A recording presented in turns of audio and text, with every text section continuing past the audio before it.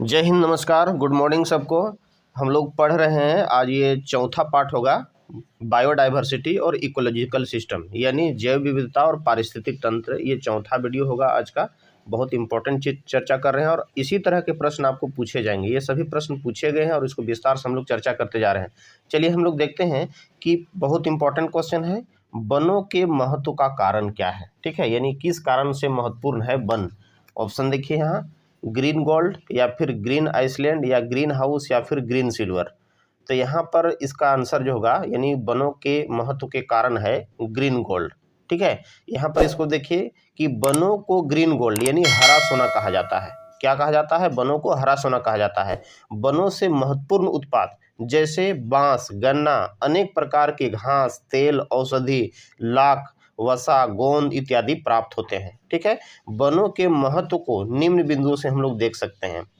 कैसे? देखिए, वन वातावरण से कार्बन डाइऑक्साइड व ग्रीन हाउस गैसों को कम करने के लिए हमको ऑक्सीजन देता है और ऑक्सीजन की मात्रा को बढ़ाता है ना। वन ग्लोबल वार्मिंग की समस्या को कम करता है। ठीक है, फिर देखिए कि वृक्षों की जड़ें अत्यधिक जल को सोखकर जल के बहाव को कम करती है। ठीक है, जिससे मिट्टी के कटान या अपरदन में कमी आती है, यानी जो सॉइल इरोजन होता है वो कमी आती है। ठीक है, उसी तरह देखिए पृथ्वी पर 90% विविधता जो होता है, यानी पृथ्वी की 90% विविधता वनों पर ही आश्रित है।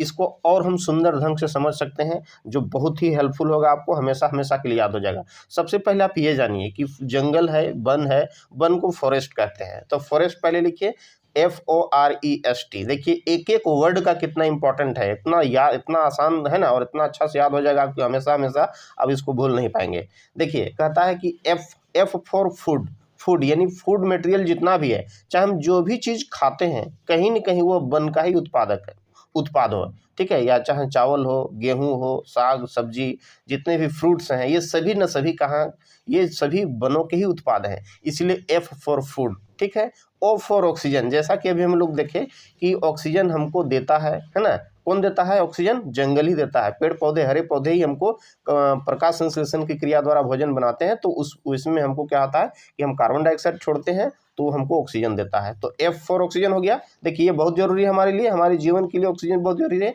R फॉर रैन मीन्स होता है वर्षा, यानी अधिक जंगल रहता है तो वहाँ वर्षा भी अधिक होती है। ठीक है, और फिर E देखते हैं, E फॉर इन्वायरमेंटल प्रोटेक्शन, यानी पर्यावरण की सुरक्षा करता है।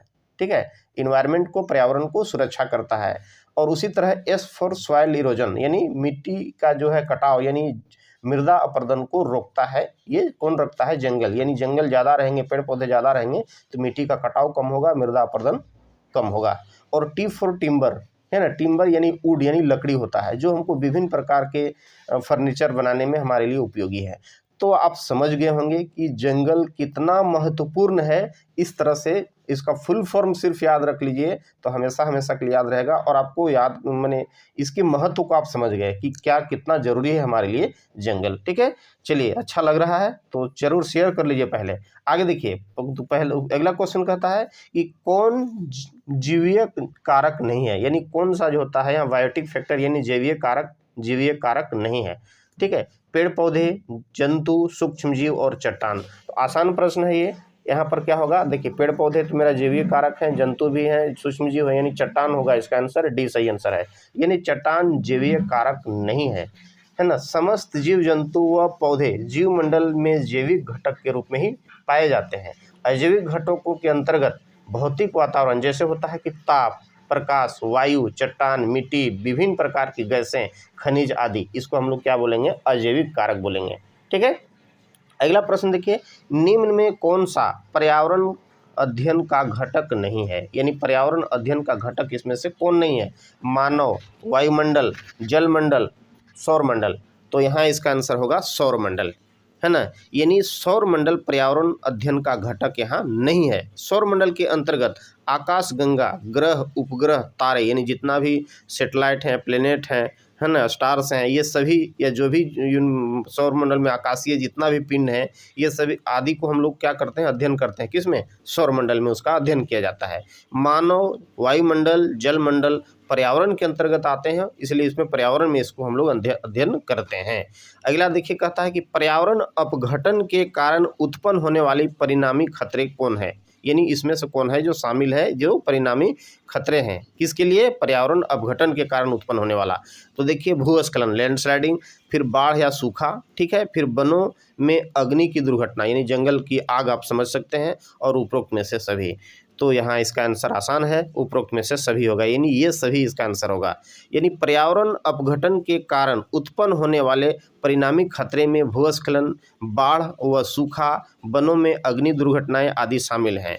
पर्यावरण अपघटन का मुख्य कारण वन विनाश, ठीक है, क्या है? डिफोरेस्टेशन, वन विनाश, जीवाश्म ईंधनों का अत्यधिक प्रयोग, ठीक है, जीवाश्म ईंधन जो है फॉसिल्स का, जब सबसे ज़्यादा फॉसिल्स फ्यूल है उसका सबसे अधिक प्रयोग, कृषि में कीटनाशकों का अधिक प्रयोग, औद्योगिकरण व शहरीकरण है ना, जिसके कारण जलवायु परिवर्तन होता है, यानी इसी के कारण जो होता है क्लाइमेट चेंज होता है, ठीक है, और अनेक प्राकृतिक आपदाएं असमय उत्पन्न होती है। अगला देखिए, कहता है कि निम्न में कौन एक पर्यावरण समस्या नहीं है? पर्यावरण की समस्या कौन नहीं है? जल का विनाश, है ना, यानी जल का दुरुपयोग करना, जल का संरक्षण, या फिर वनों की कटाई या भू अपरदन। तो इसका आंसर होगा यहाँ पर बी, यानी जल संरक्षण, ठीक है, यानी इनमें से जल संरक्षण जो होता है पर्यावरण की समस्या नहीं है, बाकी सब पर्यावरण की समस्या है। ये सभी मानवीय अमानवीय कारक जिनमें, यानी हम लोग देख सकते हैं कि वे सभी मानवीय और अमानवीय कारक जिनसे पर्यावरण का ह्रास होता है, यानी उस पर दुष्प्रभाव पड़ता है, पर्यावरणीय यानी पर्यावरण की समस्या कहलाती है। इसके अंतर्गत जल का विनाश, यानी जल का विनाश कहने का मतलब है कि जल का दुरुपयोग करना, मिसयूज करना, वनों की कटाई, भूमि अपरदन या भूमि का क्षरण आदि आते हैं। जल का संरक्षण पर्यावरण समस्या के अंतर्गत नहीं आता है, ठीक है। आगे देखिए, इनमें से कौन मानव पर्यावरण का एक घटक नहीं है? भूमि, धर्म, समुदाय और परिवार। तो इसका आंसर यहाँ होगा बी, धर्म, यानी धर्म मानव पर्यावरण का घटक नहीं है। मानव निर्मित पर्यावरण के अंतर्गत वे सभी स्थान सम्मिलित होते हैं जो मानव ने कृत्रिम रूप से बनाए हैं, जैसे कृषि क्षेत्र, भूमि, परिवार, समुदाय, औद्योगिक शहर आदि। धर्म सामाजिक सांस्कृतिक पर्यावरण के अंतर्गत सम्मिलित किया जाता है। धर्म को किसके अंतर्गत सम्मिलित किया जाता है? सामाजिक सांस्कृतिक पर्यावरण के अंतर्गत, ठीक है। आगे देखिए, BOD 5 क्या है, यानी BOD 5 यहाँ है क्या? ऑप्शन देखिए, biochemical oxygen demand in 5 hour, biochemical oxygen demand in 5 days, biochemical oxygen demand in 5 months, biochemical oxygen demand in 5 minutes. तो इसका आंसर होगा यहाँ B, biochemical oxygen demand in 5 days, ठीक है। BOD 5 जिसको हम लोग क्या बोलते हैं? Biochemical oxygen demand in 5 days. अपशिष्ट जल की जैविक शक्ति, यानी जो भी बेकार होता है, बेकार जल, अपशिष्ट जल की जैविक शक्ति मापने का एक मानक परीक्षण है, ठीक है। Biochemical oxygen demand BOD oxygen की वह मात्रा है जो जल में कार्बनिक पदार्थों के जैव रासायनिक अपघटन के लिए आवश्यक होती है। जल जितना अधिक प्रदूषित होगा, यानी जल जितना अधिक प्रदूषित होगा प्रदूषित पदार्थों के विघटन के लिए उसी अनुपात में ऑक्सीजन की मांग होती है। सामान्यतः नदियों में BOD की मात्रा 10 मिलीग्राम लीटर होनी चाहिए, यानी क्या होनी चाहिए? सामान्यतः नदियों में कितना? BOD की मात्रा 10 मिलीमीटर प्रति लीटर होनी चाहिए, ठीक है। आगे देखते हैं, अब देखते हैं क्वेश्चन हम लोग पढ़ते हैं कि पर्यावरण की समस्या, यानी इससे रिलेटेड क्वेश्चन हम कुछ देखते हैं। देखिए, ताजमहल बहुत इंपॉर्टेंट है। ताजमहल के पीले होने के लिए निम्नलिखित में से कौन सा कारक जिम्मेवार है? कौन सा कारक इसमें जिम्मेवार है? देखिए, chlorine, nitrogen dioxide, sulphur dioxide या फिर सल्फर। तो यहाँ इसका आंसर सी होगा। यानी ताजमहल के पीले होने का मुख्य कारण वायुमंडल में सल्फर डाइऑक्साइड की उपस्थिति है। ठीक है, वायुमंडल में सल्फर डाइऑक्साइड प्रेजेंट है, उपस्थित है, उसी के कारण ताजमहल पीला हो रहा है। यह विषैली गैस मुख्यतः आगरा के आसपास जो स्थित रबर प्रकरण या मथुरा तेल शोधक कारखाने से उत्सर्जित होती है। यानी जो सल्फर डाइऑक्साइड होता है इन कारखानों से उत्सर्जित होती है। यह वायुमंडल में नाइट्रस ऑक्साइड N2O, ठीक है, नाइट्रस ऑक्साइड से अभिक्रिया करता है, यानी क्रिया करता है, रिएक्शन करके अम्लीय विषैली गैस का निर्माण करता है। यह गैस अम्लीय वर्षा के रूप में संगमरमर से निर्मित ऐतिहासिक इमारतों पर गिरकर, यानी एसिड रेन के रूप ऊपर जो पानी एसिड रेन बन करके जब पानी गिरती है, बरसती है, तो जब ताजमहल पर पड़ता है तो गिरकर उन्हें प्रभावित करता है। ठीक है, यह घटना को यानी इस घटना को संगमरमर कैंसर यानी मार्बल कैंसर भी कहा जाता है। समझ गए कि मार्बल कैंसर क्या है? जब सल्फर डाइऑक्साइड गैस जो होता है तेल शोधक या जो भी कारखानाओं से निकलता है और वायुमंडल में नाइट्रस ऑक्साइड से रिएक्शन करता है और एसिड रेन बनाता है, और एसिड रेन से जब इमारतों पर गिरता है संगमरमर को हानि पहुंचाता है, जिसको संगमरमर कैंसर कहा जाता है। ठीक है ना। आगे फिर देखिए, कहता है कि निम्नलिखित में कौन सी ग्रीन हाउस गैस है? यहाँ पर कौन सा ऐसा गैस है जो ग्रीन हाउस गैस है? जलवाष्प, कार्बन डाइऑक्साइड, मीथेन या उपरोक्त में से सभी। तो इसका आंसर यहाँ पर होगा, यहाँ पर डी होगा। ठीक है, यानी जलवाष्प भी ग्रीन हाउस गैस के अंतर्गत आता है। यानी जलवाष्प, कार्बन डाइऑक्साइड, मीथेन, तीनों गैसें ग्रीन हाउस गैस कहा जाता है। यानी तीनों गैस को ग्रीन हाउस गैस कहा जाता है। ठीक है, ये गैसें ग्लास पैनल की तरह प्रकाश को वायुमंडल से अंदर तो है ना, अंदर तो आने देती है, यानी वायुमंडल के अंदर एंट्री करने देता है, लेकिन ताप को बाहर नहीं जाने देती है। ठीक है, नहीं जाने देती है, जिसके कारण पृथ्वी का जो सतह का जो टेम्परेचर है, पृथ्वी के सतह का टेम्परेचर क्या हो जाता है? बढ़ जाता है ना। इसे वैश्विक उष्णता या ग्लोबल वार्मिंग कहा जाता है। ग्रीन हाउस गैसें में उत्सर्जन मुख्यतः बिजली व ताप उत्पादन केंद्र, औद्योगिक इकाइयों तथा परिवहन में प्रयुक्त होने वाली मोटर गाड़ियों से निकलने वाले धुएं आदि भी होता है। ठीक है ना। चलिए देखते हैं उसी तरह से अगला प्रश्न में कहता है क्या कि नीचे लोगों के कुछ क्रियाकलाप दिए गए हैं, यानी जो लोग हैं उसके कुछ एक्टिविटीज दिए गए हैं। जैसे क्या है कि खानों का उत्खनन, जिसे यानी खुदाई जिसको कहते हैं, बांधों का निर्माण, बांध निर्माण करते हैं, बाजार में बेचने के लिए पत्तियों और जड़ी बूटी इकट्ठी करना, और बांस से टोकरी बनाना, और फिर गिरे हुए पत्ते से पत्तल बनाना, जो है ना गिर जाता है पत्ते उसे पत्तल बनाना। तो यहाँ कहता है कि इनमें से वह क्रियाकलाप कौन सा है जो जंगल के गायब होने के लिए जिम्मेवार है, यानी जंगल विनाश होने के लिए यहाँ पर जिम्मेवार है। तो आप देखिए कौन सा होगा यहाँ पर। तो यहाँ पर देखिए एक एक करके देखते हैं कि देखिए खानों का उत्खनन, खुदाई, यह जो होता है जंगल विनाश के लिए, वन विनाश के लिए जिम्मेवार, इसको हम कह सकते हैं। और दूसरा है बांध का निर्माण। ठीक है, बांधों का निर्माण। और फिर देखिए बाजार में बेचने के लिए पत्ते पत्ती जड़ी बूटियाँ इकट्ठा करना, यानी ये भी हो सकता है कि जड़ी बूटी जब हम काटते हैं तो जड़ ही काट देंगे, है ना। जड़ी बूटी क्या होता है? पेड़ को काटेंगे तभी जड़ी बूटी निकलेगा, यानी ये भी वन विनाश का एक कारण होता है। बांस से टोकरी बुनना, ठीक है, बांस से टोकरी बुनना, या फिर गिरे हुए पत्ते से पत्तल बनाना। तो ये तो चौथा, पांचवा तो होगा नहीं, यानी बांस से टोकरी बुनना ये भी नहीं होगा, क्योंकि बांस को हम फिर से लगा सकते हैं और बांस से टोकरी बुनना, यहाँ इसका मतलब होता है कि इसमें से जो आंसर आएगा इसके लिए इसका आंसर होगा यहाँ पर सी, यानी पहला और दूसरा। ठीक है, बांध का निर्माण।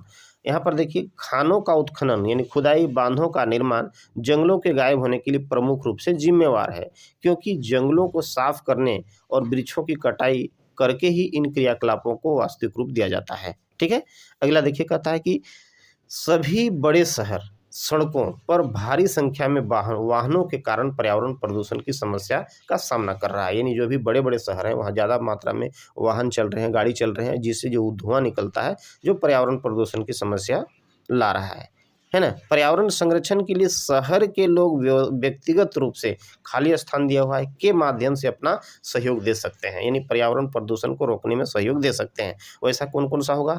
आने जाने के लिए सार्वजनिक यातायात व्यवस्था का प्रयोग करने, फिर अक्सर घर से बाहर जाने से बचने, या फिर व्यक्तिगत वाहन जैसे स्कूटर, कार आदि नहीं रखने, या फिर पर्यावरण सुरक्षित सीमा के लिए व्यक्तिगत वाहन के इंजन की नियमित रूप से जांच करवाने।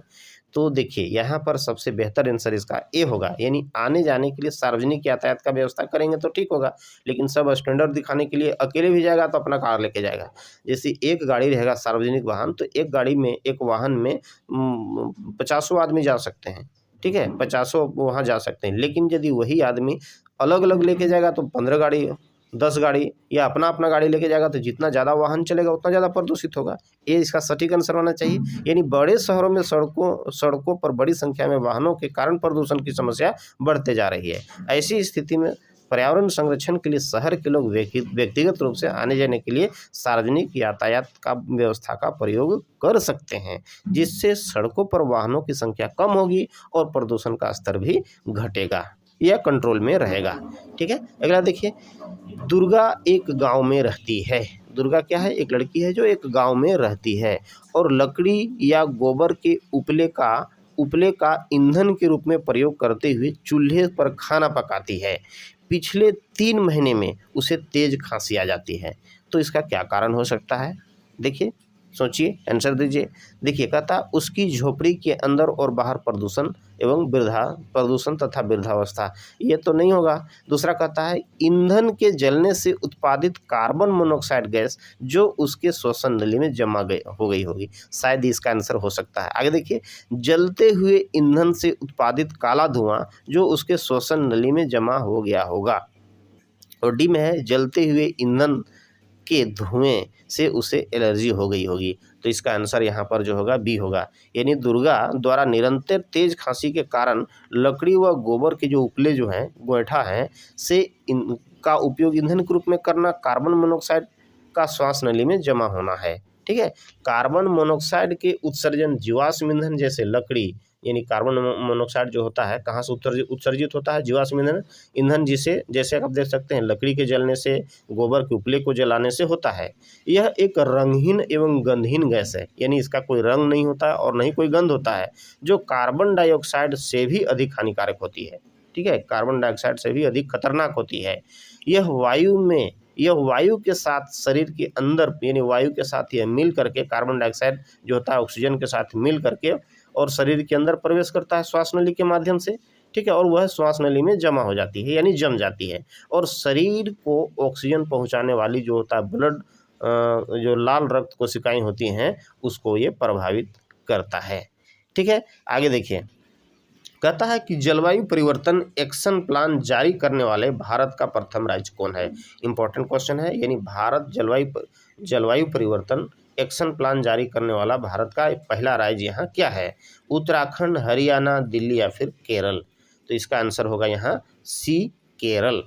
जलवायु परिवर्तन एक्शन प्लान जारी करने वाला भारत का प्रथम राज्य होता है दिल्ली है। ठीक है, कहाँ है? दिल्ली है। यह plan national action plan on है ना क्लाइमेट चेंज, यानी NAPCC द्वारा 30 जून, याद रखना, 30 जून 2008 को लागू किया गया। यह प्लान, यानी इस प्लान के अंतर्गत 8 राष्ट्रीय मिशन को जोड़ा गया है। कौन-कौन 8 राष्ट्रीय मिशन को जोड़ा गया है? जो मुख्य रूप से जलवायु परिवर्तन, ऊर्जा दक्षता व प्राकृतिक संसाधन संरक्षण को बढ़ावा देने के लिए, यानी बढ़ाने के लिए केंद्रित है।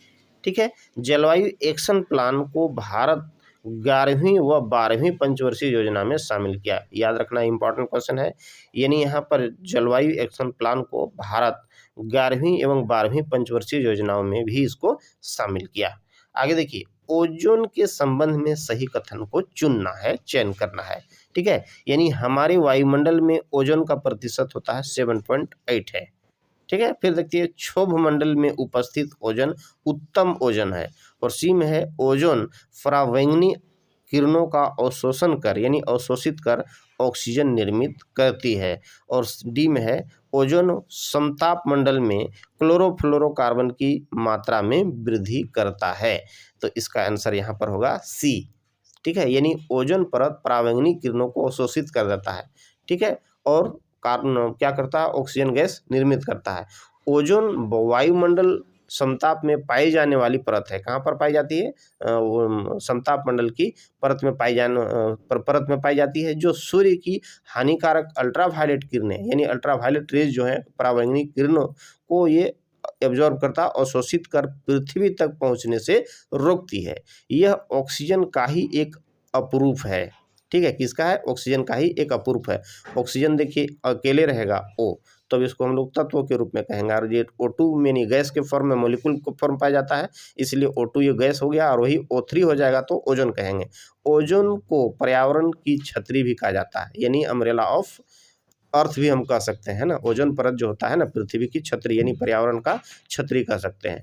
ओजोन छिद्र होने से, ओजोन छिद्र होने का प्रमुख कारण जो होता है CFC गैस है, यानी है ना क्लोरोफ्लोरोकार्बन है। इसकी मात्रा बढ़ेगा तो कार्बन जो ओजोन लेयर पतला हो जाएगा, छिद्र हो जाएगा।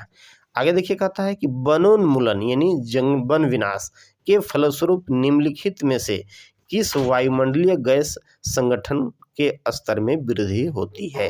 ठीक है, कार्बन डाइऑक्साइड, ओजोन, जल वाष्प या फिर ऑक्सीजन। तो इसका सही आंसर ए होगा, यानी कार्बन डाइऑक्साइड CO2। यानी वनोन्मूलन से कार्बन डाइऑक्साइड गैस का संगठन में वृद्धि होती है। कार्बन डाइऑक्साइड जो एक प्रमुख ग्रीन हाउस गैस है और ग्लोबल वार्मिंग के लिए सबसे ज़्यादा जिम्मेवार होता है, यानी ज़्यादा जिम्मेवार है। ठीक है, इस गैस का उत्सर्जन स्वचालित वाहनों, ठीक है, यानी जो भी स्वचालित वाहन है, औद्योगिक कारखानों से निकलने वाले धुएं से होता है। वन यानी जो वन होता है फॉरेस्ट, कार्बन डाइऑक्साइड के प्रमुख अवशोषक होता है, यानी कार्बन डाइऑक्साइड का प्रमुख अवशोषक होता है। ये प्रकाश संश्लेषण के लिए कार्बन डाइऑक्साइड को वातावरण से अवशोषित करता है। जब फोटोसिंथेसिस रिएक्शन होता है, अभिक्रिया होता है, तो ये CO2 को वातावरण से अवशोषित करते हैं तथा ऑक्सीजन को मुक्त करते हैं, और ये रासायनिक अभिक्रिया करके ऑक्सीजन को मुक्त करते हैं। वनोन्मूलन विश्व की कुल 20% ग्रीन हाउस गैसों के उत्सर्जन के लिए उत्तरदायी है। यानी ग्रीन हाउस जो गैस उत्सर्जित हो रहा है उसमें वन विनाश के कारण वन विनाश का जो कारण होता है वो 20% उसका योगदान है वनों का विनाश में, वनों का विनाश। ठीक है, आगे देखिए, इसमें गलत युग्म का चयन करना है, यानी इसमें जो दिया गया 4 कथन है ABCD, इसमें गलत कौन है उसको चुनना है। पहले देखिए, नीलगिरी बायोस्फीयर रिजर्व जो है ना तमिलनाडु, केरल और कर्नाटक, ये जो राज्य है और ये बायोस्फीयर है जो कौन कौन राज्य से संबंधित है, इसमें गलत कौन है? देखिए है ना, नौकरेक बायोस्फीयर रिजर्व जो मिजोरम में, सिम्पलीपाल बायोस्फीयर रिजर्व उड़ीसा, या फिर देवांग बायोस्फीयर रिजर्व अरुणाचल प्रदेश। तो इसमें देखिए सब सही है, इसमें बी इसका सही आंसर होगा, यानी बी गलत है। ठीक है, नौकरेक बायोस्फीयर रिजर्व मिजोरम जो गलत है। आप देखते हैं है ना, नौकरेक बायो रिजर्व क्षेत्र मिजोरम में नहीं है बल्कि यह मेघालय में स्थित है। कहाँ पर है? मेघालय में स्थित है। बायो रिजर्व क्षेत्र ऐसे संरक्षित क्षेत्र है जिन्हें विकास व संरक्षण के संबंध को दर्शाने के लिए बनाया गया है। ठीक है, बायो रिजर्व शब्द की रचना, इंपॉर्टेंट क्वेश्चन है, बायो रिजर्व शब्द की रचना जो होता है एडवर्ड सुरुस, है ना, सुरुस ने की थी। ठीक है, वर्तमान में भारत में कुल 18 जैव आरक्षित क्षेत्र हैं जिनमें से 11 को यूनेस्को ने मान्यता दे रखी है, यानी मान्यता प्रदान की है। आगे प्रश्न कहता है कि वायुमंडलीय हरित गृह प्रभाव मुख्यतः किसके अवशोषण एवं पुनर्उत्सर्जन द्वारा उत्पन्न होता है? यानी वायुमंडलीय हरित गृह प्रभाव जो होता है मुख्य रूप से किसके अवशोषण एवं पुनः उत्सर्जन के द्वारा उत्पन्न होता है? ऑप्शन ए में देखिए वायुमंडल द्वारा प्रकाश के, बी में वायुमंडल द्वारा अवरक्त विकिरणों के, या फिर भूतल के परावैंगनी किरणों से, या वायुमंडल में जो परावैंगनी किरणें यानी अल्ट्रावायलेट रेडिएशन के। तो यहाँ इसका आंसर जो होगा ये बी होगा, यानी वायुमंडलीय हरित गृह प्रभाव मुख्यतः वायुमंडल द्वारा अवरक्त विकिरणों के अवशोषण एवं पुनः उत्सर्जन द्वारा उत्पन्न होता है। अवरक्त किरणें का तरंगदैर्घ्य यानी वेवलेंथ प्रकाश से बड़ा एवं सूक्ष्म तरंग से कम होता है। याद रखना, जो अवरक्त विकिरण का जो तरंगदैर्घ्य होता है, वेवलेंथ होता है, प्रकाश से बड़ा होता है और सूक्ष्म तरंग से कम होता है। ठीक है, अवरक्त विकिरण की तरंगदैर्घ्य जो होता है देखिए 750 मिली, है ना, mm से लेकर के 1 mm के बीच होती है। अवरक्त विकिरण पृथ्वी मौसम व जलवायु के लिए उतनी ही महत्वपूर्ण है जितना सूर्य का प्रकाश। ठीक है, ये दोनों बहुत ही महत्वपूर्ण है। अगला देखिए प्रश्न में कहता है कि ओजोन परत का अधिकतम ह्रास, यानी ओजोन परत का जो अधिकतम क्षय जो होता है, ह्रास, निम्न में से किस पर हुआ है। ठीक है, यानी ओजोन परत का अधिकतम ह्रास निम्न में से किस पर हुआ है। भूमध्य रेखा यानी इक्वेटर पर, या फिर उत्तरी ध्रुव नॉर्थ पोल, दक्षिणी ध्रुव साउथ पोल, या फिर इनमें से कोई नहीं। तो यहाँ इसका आंसर जो होगा सी होगा, दक्षिणी ध्रुव। यानी ओजोन परत का सर्वाधिक ह्रास दक्षिणी ध्रुव पर हुआ है। बहुत इंपॉर्टेंट है ये, ठीक है, इंपॉर्टेंट क्वेश्चन है। दक्षिणी ध्रुव पर अंटार्कटिका महाद्वीप के ऊपर वर्ष, है ना, वर्ष 1985 में जे फॉरमैन ने सर्वप्रथम ओजोन परत के ह्रास का पता लगाया। ठीक है, कहाँ पर, है ना, 1985 में अंटार्कटिका महाद्वीप पर। ओजोन गैस वायुमंडल के समताप मंडल में उपस्थित गैस की पतली परत है। ओजोन लेयर क्या है, ओजोन गैस जो होता है वायुमंडल के समताप मंडल में उपस्थित, ठीक है, गैस की एक पतली लेयर है, पतली परत है, जो सूर्य से उत्सर्जित पराबैंगनी किरणों को अवशोषित कर पृथ्वी पर पहुंचने से रोकती है, और इस प्रकार पृथ्वी गर्म होने से बचती है। ठीक है, इन किरणों के कारण अनेक त्वचा संबंधी विकार उत्पन्न हो सकते हैं, खासकर गोरे लोगों, जैसे मान लिया जाए ओजोन लेयर क्षय हो जाएगा, बर्बाद हो जाएगा, तो वहाँ से जो सूर्य की जो पराबैंगनी किरण है सीधे पृथ्वी पर पहुँच जाएगी और पृथ्वी का तापमान बढ़ जाएगा, और खासकर जो गोरे लोग हैं उसको स्किन कैंसर होने की संभावना, उसकी त्वचा संबंधी रोग यानी स्किन कैंसर होने की संभावना बढ़ जाएगी। आगे देखिए, कहता है कि मानवीय गतिविधियां जो पृथ्वी पर जलवायु परिवर्तन के लिए जिम्मेवार होता है, ये कौन है। एरोसोल कैन का उपयोग, या वनों का जलना, या फिर कृषि क्रियाकलाप, या फिर उपरोक्त में से सभी। तो यहाँ इसका आंसर जो होगा सब हो जाएगा, यानी डी सही आंसर है। मानवीय गतिविधियां जैसे वनों का जलना, एरोसोल कैन का उपयोग तथा कृषि क्रियाकलाप पृथ्वी पर जलवायु परिवर्तन के लिए जिम्मेवार है। एरोसोल कैन के उपयोग जैसे उद्योगों से निकला धुआं, धूल, धुंध, वनों का जलाना से निकले कार्बन के कण तथा अन्य गैसें जैसे कार्बन डाइऑक्साइड, मीथेन आदि, तथा विभिन्न कृषि क्रियाकलाप के दौरान, जो भी कृषि क्रियाकलाप जो होता है उसके दौरान जो प्रयुक्त किए गए जो रासायनिक उर्वरक होते हैं, है ना, रासायनिक खाद होते हैं, एवं अन्य कीटनाशक, जो भी कीटनाशक दवाएं होती हैं का उपयोग से, है ना, जलवायु परिवर्तन को प्रभावित करता है। ठीक है, आगे देखिए, कहता है कि भारत में निम्नलिखित में से कौन सी एजेंसी मुख्य रूप से प्रदूषण के मापन से संबंधित है। यानी बहुत इंपॉर्टेंट क्वेश्चन है, यानी भारत में जो होता है ऐसा कौन सी एजेंसी है जो मुख्य रूप से प्रदूषण के मापन से संबंधित है, यानी प्रदूषण का आंकड़ा वो मापता है ना। देखिए, ग्रीन ट्रिब्यूनल, या फिर केंद्रीय प्रदूषण नियंत्रण बोर्ड, या फिर केंद्रीय जल आयोग, या फिर सर्वे ऑफ इंडिया। तो इसका आंसर होगा केंद्रीय प्रदूषण नियंत्रण बोर्ड, है ना, नाम से ही स्पष्ट है, प्रदूषण को मापेगा, तो केंद्रीय प्रदूषण नियंत्रण बोर्ड बी इसका सही आंसर है। भारत में केंद्रीय प्रदूषण नियंत्रण बोर्ड मुख्य रूप से प्रदूषण के मापन से संबंधित है। इसकी स्थापना 1974 ईस्वी में की गई थी। यह बोर्ड यानी पर्यावरण, जलवायु परिवर्तन मंत्रालय के अधीन आता है। इसका मुख्यालय दिल्ली में है।